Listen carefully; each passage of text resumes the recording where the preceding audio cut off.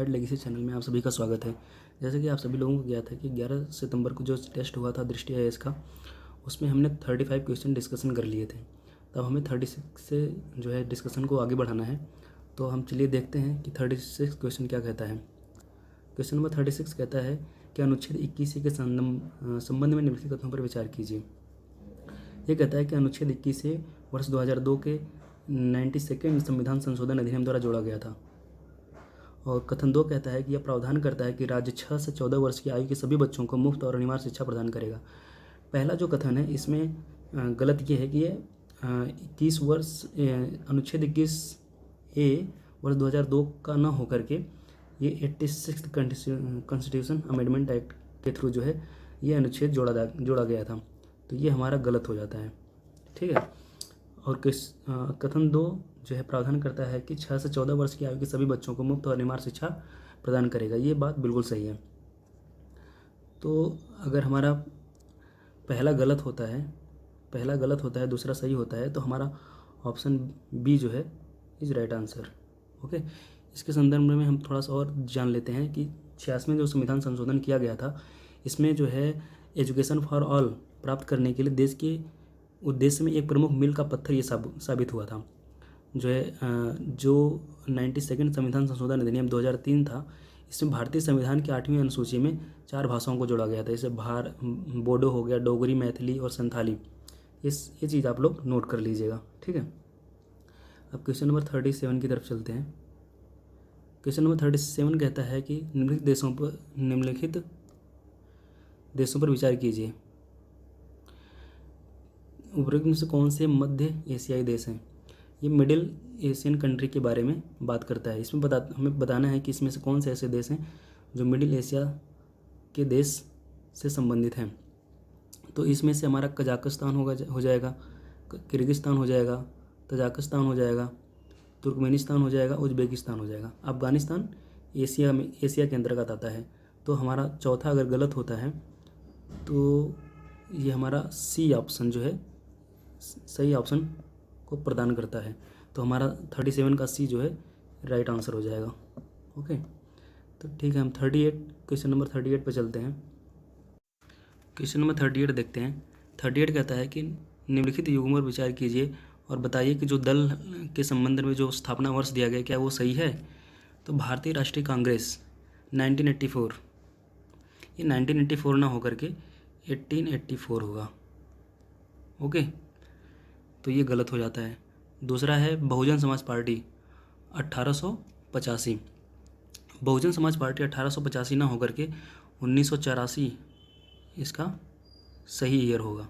Okay, जो है अब तीसरा कहता है कि भारतीय जनता पार्टी 1980, भारतीय जनता पार्टी 1980 ये सही है।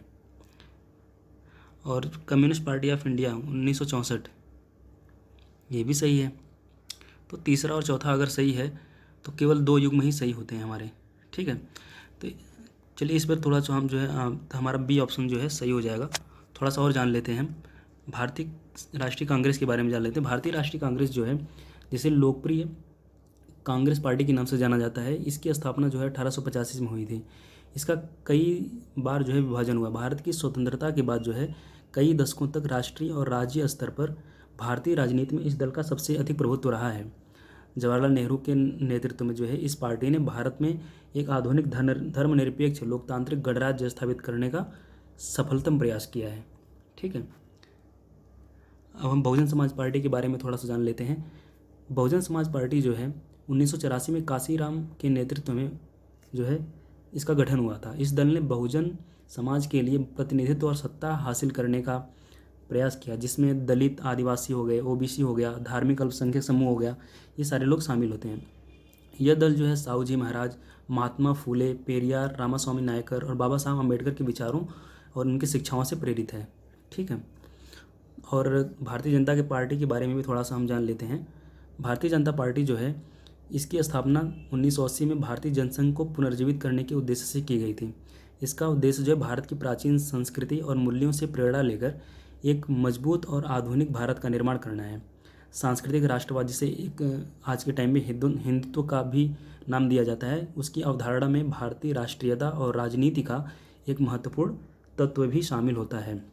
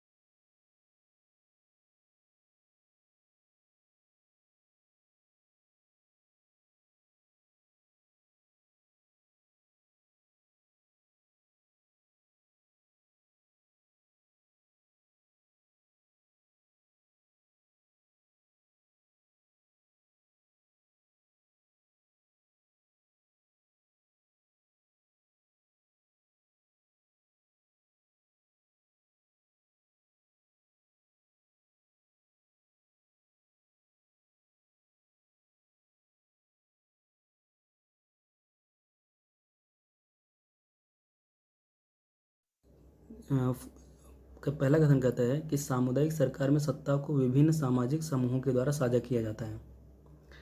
और दूसरा कथन कहता है कि संघीय प्रणाली में शक्तियों का विभाजन सरकार के विभिन्न स्तरों के मध्य होता है। तो दोनों बातें सही हैं, बिल्कुल सही हैं। ठीक है, बस अगर हम जानने की कोशिश करें तो सामुदायिक सरकार जो होती है उसमें जो है आधुनिक लोकतांत्रिक समाज में सत्ता के बंटवारे की एक व्यवस्था होती है। सामुदायिक सरकार का उदाहरण जैसे बेल्जियम जैसे यूरोपीय राष्ट्र होते हैं वहाँ पे देखा जा सकता है, जिसमें कई जाति समूह विद्यमान हैं। इस प्रकार की सरकार में जो है विभिन्न सामाजिक समूहों के बीच सत्ता को जो है साझा किया जाता है। ठीक है, अब हम संघीय सरकार के बारे में अगर थोड़ी सी जानकारी रखें तो संघीय सरकार में क्या होता है कि संविधान द्वारा ही जो है राष्ट्रीय और क्षेत्रीय स्तर पर सरकारों के बीच शक्तियों का विभाजन होता है और ये दोनों अपने अपने अधिकार क्षेत्र में कार्य करते हैं। कोई भी जो है एक दूसरे के अधिकार क्षेत्र में जो है हस्तक्षेप नहीं करता है। ठीक है, और एक गठबंधन की सरकार है। तो गठबंधन की सरकार में क्या होता है कि जो है दो या दो से अधिक जो राजनीतिक दल होते हैं, जो राजनीतिक पार्टियां होती हैं, वो सरकार चलाने के लिए संसद या विधानसभा में एक साथ शामिल हो जाती हैं और साझा नीति और कार्यक्रम को जो है साथ में लेकर के सहमति व्यक्त करते हुए जो है सरकार को चलाते हैं। ठीक है, तो हम आगे बढ़ते हैं। क्वेश्चन नंबर 42 कहता है कि सिंधु जल संधि निम्नलिखित में से किन नदियों का जल भारत को अनन्य उपयोग के लिए आवंटित किया गया है। सिंधु जल समझौता जो है 1960 में हुआ था। पहली बात तो ये चीज़ एक चीज़ ध्यान रख लीजिएगा। और सिंधु जल समझौते में जो भारत के अधिकार क्षेत्र में नदियों का पानी था वो जो है पूर्वी नदियों का पानी था। पूर्वी नदियों कौन कौन सी थी? वो हमारे हो गए रावी, ब्यास और सतलज। तो तीसरा, चौथा और छठवां, तो ये सी हमारा सही आंसर हो जाता है। थोड़ा सा और जान लेते हैं अगर हम, तो जो पूर्वी नदियाँ जो थी इन पर भारत को तो अनन्य अधिकार था ही, और जो पश्चिमी नदियाँ थीं जिसमें सिंधु थी, झेलम थी, चेनाब थी, इन पर जो है पाकिस्तान को जो है इस नदियों में बहने वाले जल को जो है पाकिस्तान के अधिकार क्षेत्र में आवंटित किया गया था। ठीक है, इसमें घरेलू जल, कृषि उपयोग के जल के संबंध में जो है भारत को भी इस पर अधिकार दिया गया था। भारत जो है इन पश्चिमी नदियों पर रन ऑफ द रिवर परियोजनाओं जैसे संबंधित जो जल विद्युत संयंत्र हैं उनको भी स्थापित कर सकता है। ठीक है, ये विशिष्ट मानदंडों को देखते हुए जो भारत को पाकिस्तान को जो आवंटित 3 नदियां हैं उनके संदर्भ में भी भारत को कुछ अधिकार दिए गए हैं अब। ठीक है, अब हम क्वेश्चन नंबर 43 की तरफ चलते हैं। क्वेश्चन नंबर 43 कहता है कि कभी कभी समाचारों में उल्लेख में की आने वाला शब्द डेनिसन बार्ब जो है इसको याद रख लीजिएगा आप लोग, केरल और कर्नाटक,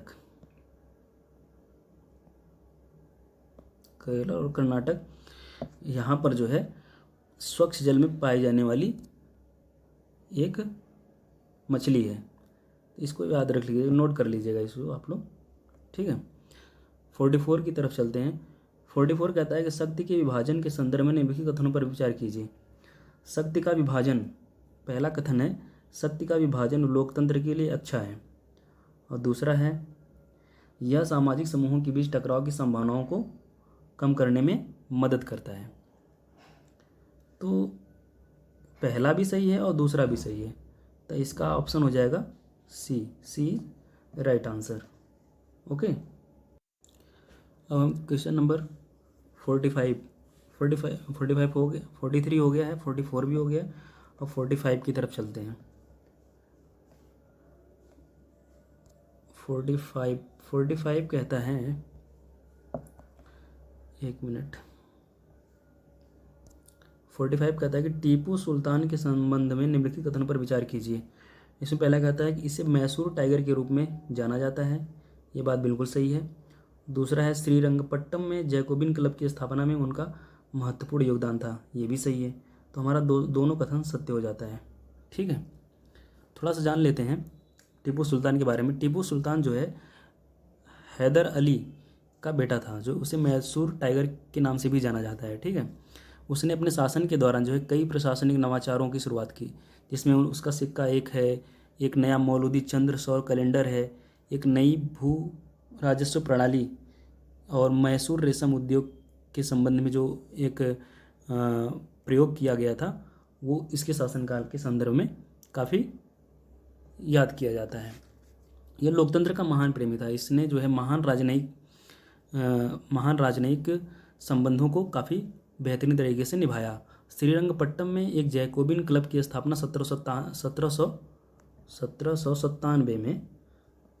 1797 में फ्रांसीसी सैनिकों को अपना समर्थन देकर के इसकी स्थापना की। टीपू सुल्तान जो है जैकोबिन क्लब के सदस्य बनने के बाद जो है नागरिक टीपू के नाम से जाने लगे, नागरिक टीपू। ओके, तो हमारा ऑप्शन सी सही हो जाता है। अब हम अगले क्वेश्चन की तरफ चलते हैं। 45 हो गया। 46 कहता है कि सल्फर डाइऑक्साइड के संबंध में निम्नलिखित कथनों पर विचार कीजिए। पहला कथन है वायुमंडल में सल्फर डाइऑक्साइड का सबसे बड़ा स्रोत ज्वालामुखी है, ये गलत है। सल्फर डाइऑक्साइड का सबसे बड़ा स्रोत जो है, जो बिजली स्रोत हैं, बिजली संयंत्र हैं, औद्योगिक सामग्रियों से निकलने वाला जीवाश्म ईंधन है, उनसे जीवाश्म ईंधन से जलने से जो एमिशन पैदा होता है वो सल्फर डाइऑक्साइड का सबसे प्रमुख स्रोत माना जाता है, इसलिए हमारा पहला गलत हो जाता है। दूसरा कहता है अगमली वर्षा सल्फर डाइऑक्साइड के कारण होती है, ये बात सही है।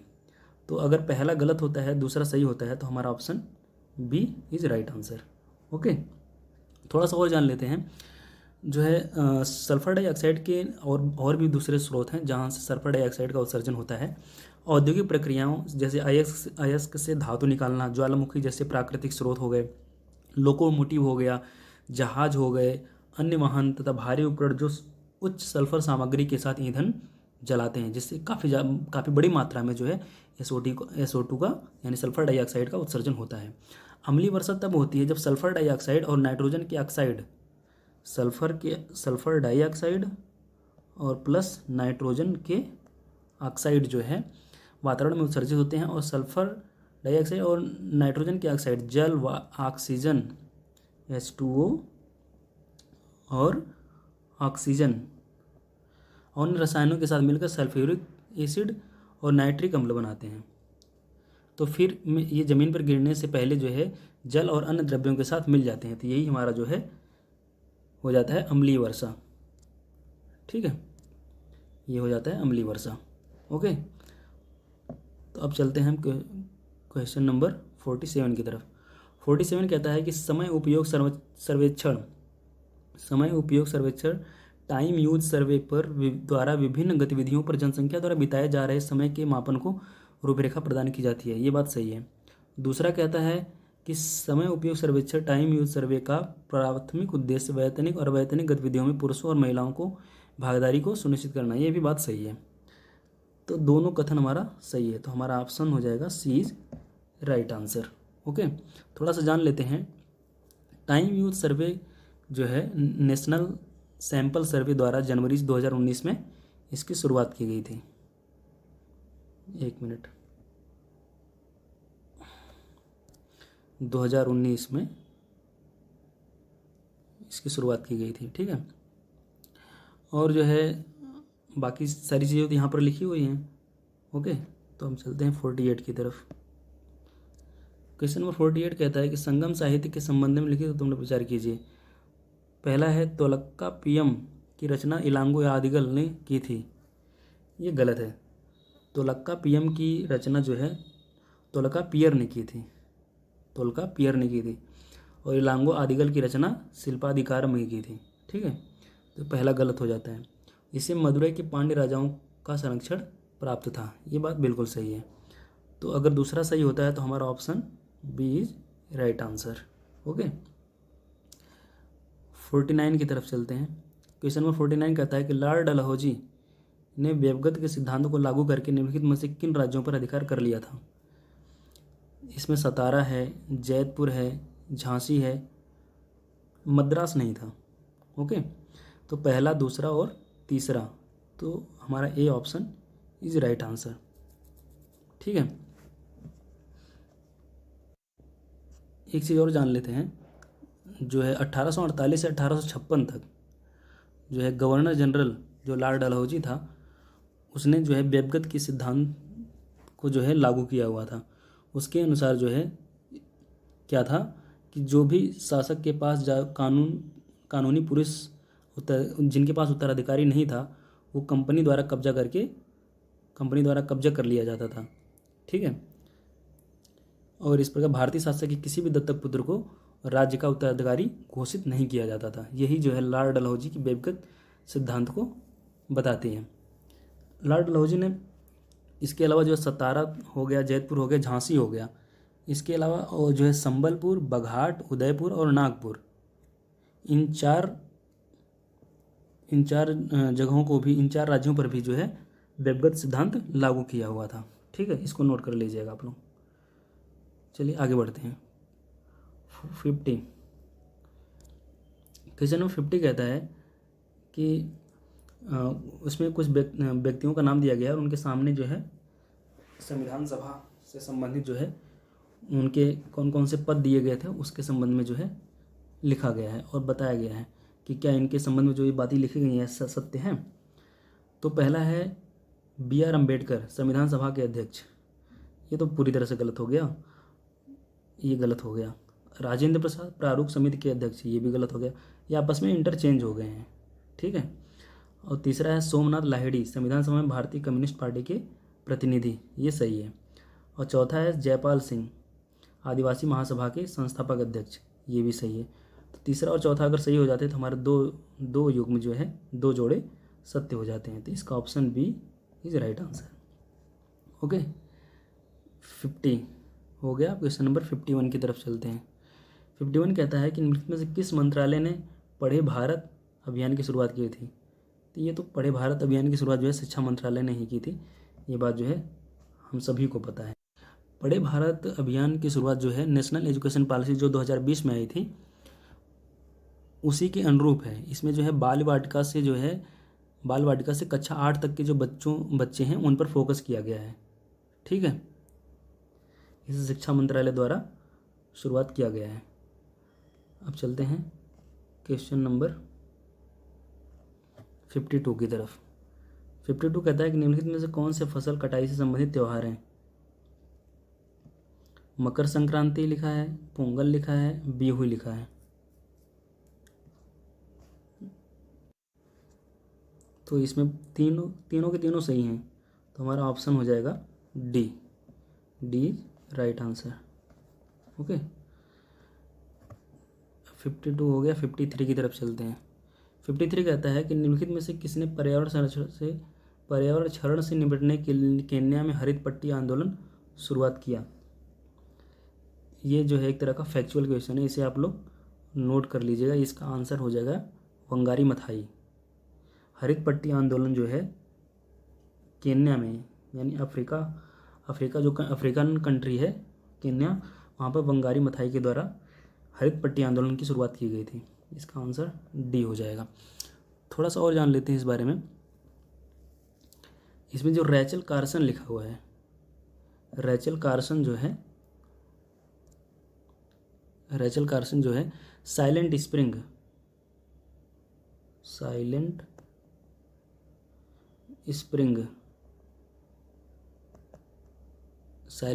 जो है इस पुस्तक के लेखक है। यह एक प्रकार की जो है पर्यावरण से संबंधित बुक है, ठीक है।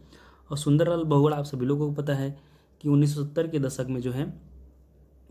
दशक में इन्होंने हिमालय की ढलानों पर जो है पेड़ों की रक्षा के लिए चिपको आंदोलन की शुरुआत की थी। ये आप सभी लोगों को पता है, ठीक है। और अल्बर्ट स्विट्जर जो है ये धन संचय के संबंध में जो है यूरोप में लाभ संगीत कार्यक्रम और व्याख्यान देने के लिए प्रसिद्ध हुए थे। जीवन के प्रति सम्मान और दूसरों की मदद करने की धार्मिक और नैतिक अनिवार्यता के सिद्धांत पर इन्होंने अपने विचार व्यक्त किए थे। और वंगारी मथाई मैंने बता ही दिया आप लोगों को, ठीक है। चलिए आगे बढ़ते हैं।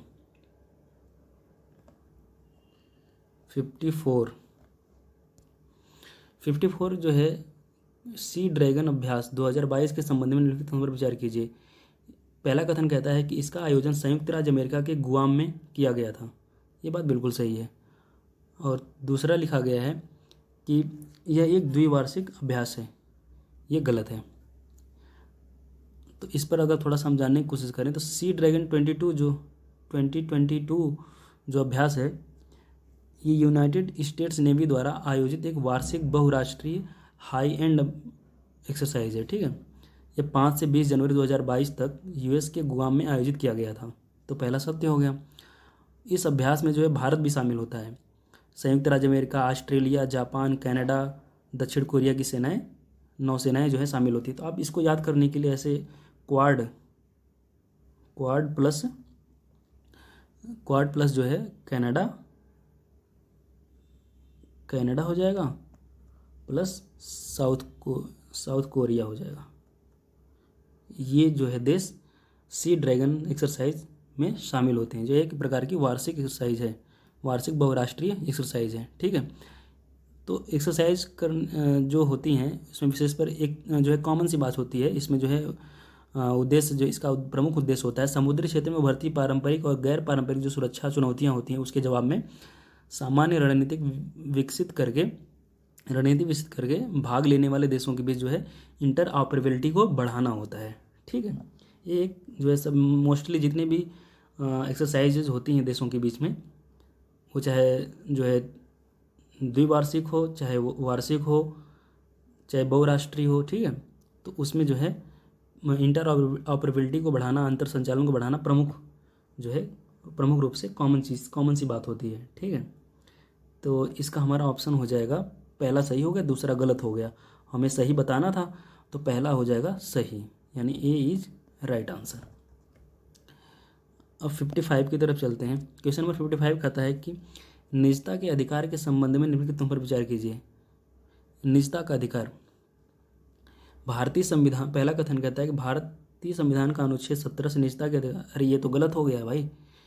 निजता का अधिकार तो आर्टिकल 21 है ना, आर्टिकल 21 निजता के अधिकार जो केएस पुट्टा स्वामी बनाम यूनियन ऑफ इंडिया 2017 में आया था, उसके निजता के अधिकार को मौलिक अधिकार के रूप में घोषित किया गया था। और वही बात जो है कथन नंबर 2 में लिखी हुई है।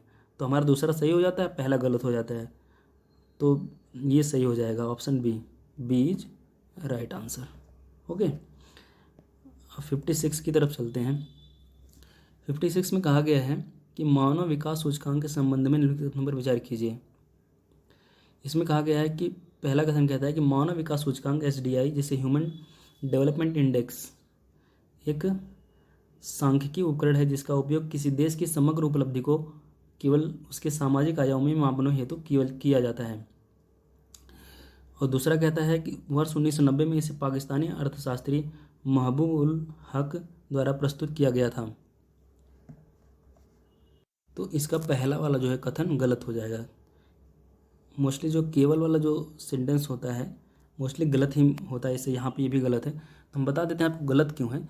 क्योंकि ह्यूमन डेवलपमेंट इंडेक्स जो है एक सांख्यिकीय उपकरण है जिसका उपयोग किसी देश की सामाजिक और आर्थिक आयामों में समग्र उपलब्धि को मापने के लिए किया जाता है। किसी देश के सामाजिक और आर्थिक आयाम लोगों के स्वास्थ्य है, उनकी शिक्षा प्राप्ति के स्तर, उनके जीवन स्तर पर आधारित होते हैं। इसे केवल उसके सामाजिक आयामों में शामिल किया जाता है, ये बात गलत है। दूसरा है कि 1990 में इसे पाकिस्तानी अर्थशास्त्री महबूब उल हक द्वारा प्रस्तुत किया गया था, ये बात बिल्कुल सही है। तो पहला गलत हो जाता है, दूसरा सही हो जाता है, तो हमारा option B is right answer. Okay, question number 57 की तरफ चलते हैं। 57 कहता है कि ओपन सोर्स सॉफ्टवेयर को सोर्स कोड के साथ वितरित किया जाता है। और दूसरा कहता है क्लोज सोर्स सॉफ्टवेयर में यूजर सोर्स कोड को कॉपी कर सकते हैं। तो इसमें पहला तो सही है पर दूसरा गलत हो जाता है, तो इसका option A is right answer. तो इसको थोड़ा सा जान लीजिए आप लोग। जो है ओपन सोर्स सॉफ्टवेयर में क्या होता है कि ओपन सोर्स सॉफ्टवेयर के साथ जो है उसमें सोर्स कोड के साथ वितरित किया जाता है जो इसे अपने मूल अधिकारों के साथ उपयोग, संशोधन और वितरण के लिए उपलब्ध कराया जा सकता है। सोर्स कोड जो है सॉफ्टवेयर का वह हिस्सा होता है जिसे अधिकांश कंप्यूटर उपयोगकर्ता कभी देख ही नहीं पाते हैं। यह कोड जो है कंप्यूटर प्रोग्रामर या जो यह नियंत्रित करने के लिए हेर फेर करता है कि कोई प्रोग्राम या एप्लीकेशन किस तरह से व्यवहार करता है उसके संबंध में बताता है। ठीक है, अब जैसे इसमें ओपन सोर्स कोड में क्या होता है कि एक लाइसेंस शामिल होता है जो प्रोग्रामर की उनकी आवश्यकताओं के अनुसार सॉफ्टवेयर को संशोधित करने की अनुमति देता है। यह नियंत्रित करता है कि सॉफ्टवेयर कैसे वितरित किया जा रहा है। सोर्स कोड के अंतर्गत अगर हम बात करें तो इसका विचार जो है 1983 में MIT के एक प्रोग्रामर रिचर्ड स्टॉलमैन द्वारा अनौपचारिक रूप से वैचारिक आंदोलन के द्वारा प्रस्तुत किया गया था। अब इसमें कौन कौन से शामिल होते हैं, जैसे लिनक्स हो गया, मोजिला फायरफॉक्स हो गया, VLC मीडिया प्लेयर हो गया, ठीक है, इत्यादि उदाहरण जो है इसमें शामिल हो सकते हैं। क्लोज्ड सोर्स सॉफ्टवेयर में क्या होता है, क्लोज्ड सोर्स सॉफ्टवेयर में जो है वह सॉफ्टवेयर होता है जो सोर्स कोड को सुरक्षित और इनक्रिप्टेड रखता है। मतलब उपयोगकर्ता जो है किसी प्रकार के परिणाम के बिना कोड के कुछ हिस्सों को कॉपी, संशोधित या हटा नहीं सकता है। यही सबसे मेन बात होती है ओपन सोर्स में और क्लोज सोर्स में। ठीक है, तो हमारा इसका राइट आंसर हो जाएगा ए। ओके, आगे बढ़ते हैं। 58 कहता है कि बेरोजगारी के संबंध में निम्नलिखित में से कौन सा कथन सही नहीं है। ठीक है, अब ये 58 हमें बताता है कि पहला कहता है कि संरचनात्मक बेरोजगारी बाजार में उपलब्ध नौकरियों और श्रमिकों के बेमेल कौशल से उत्पन्न होती है। ये बात तो सही है। और तकनीकी बेरोजगारी प्रौद्योगिकी में परिवर्तन के कारण नौकरियों में होने वाला नुकसान है, ये भी सही है।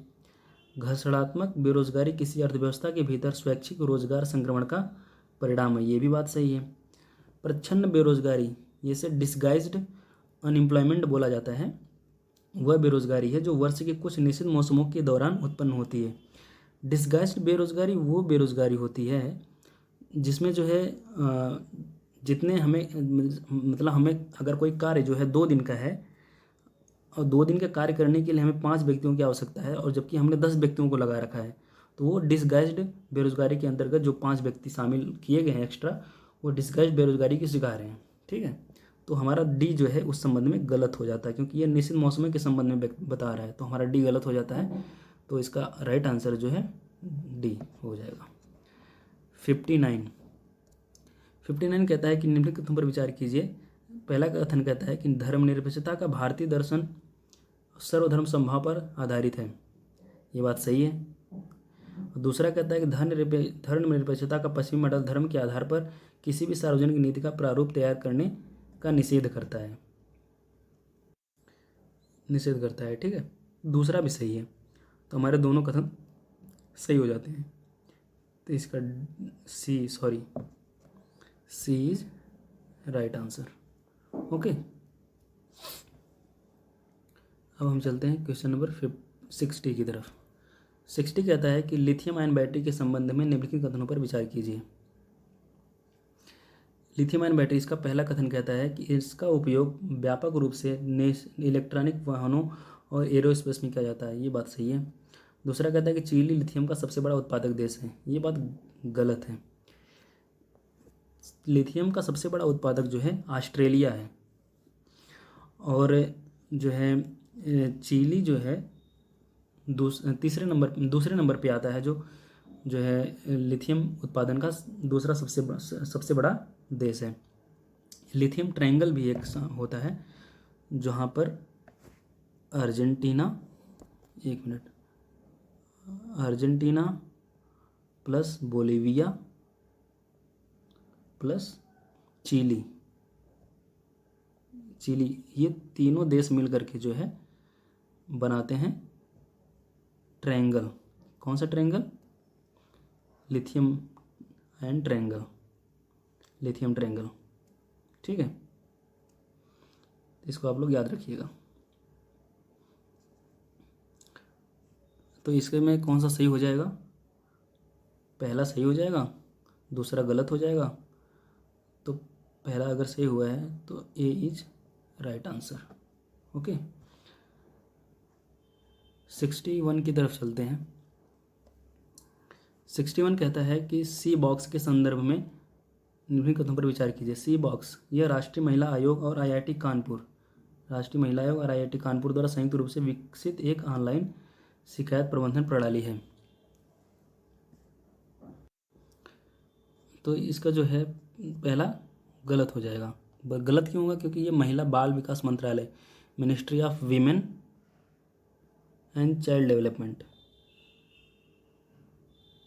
इनके द्वारा और जो है कार्यस्थल पर यौन उत्पीड़न से संबंधित शिकायतों को दर्ज करने के लिए इलेक्ट्रॉनिक ई बॉक्स, जिसे सी बॉक्स कहा जाता है, यानी sexual harassment electronic box, CSHE,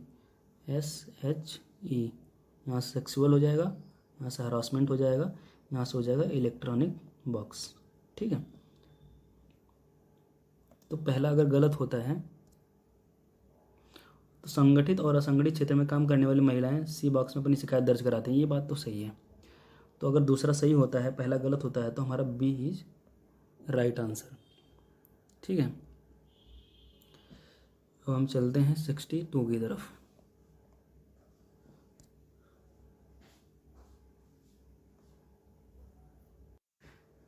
आज का डिस्कशन जो है 61 तक ही रखते हैं। 62 से बाकी जो है 100 तक जो है अगले वाले वीडियो में हम इसको कंप्लीट कर लेंगे, ठीक है। ठीक है, आप लोग जो है इसको देख लीजिएगा और जो भी ज़रूरी चीज़ें उसको नोट कर लीजिएगा, ठीक है। धन्यवाद। और बाकी जो आप एक चीज़ और बता देते हैं आपको, जो इसका फर्स्ट पार्ट और सेकंड पार्ट है, इसका पहला और सेकंड पार्ट दोनों जो है डिस्क्रिप्शन बॉक्स में आपको जो है इसका लिंक दे दिया जाएगा, आप लोग वहाँ से जा करके देख लीजिएगा, ठीक है। धन्यवाद।